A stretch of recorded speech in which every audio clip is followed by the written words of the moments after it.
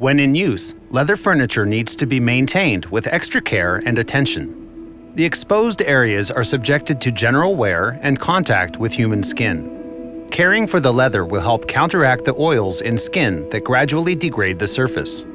To maintain the leather quality, use a kit with a specially developed protective detergent. The steps below are very easy to follow. However, we recommend being very careful with your nails while using it, as they could damage the leather. Thoroughly shake the bottle, apply a little leather cleaner to a sponge, then squeeze it until it starts to foam. Treat the leather using gentle, circular movements.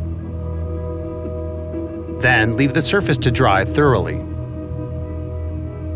The next step is applying an impregnation emulsion.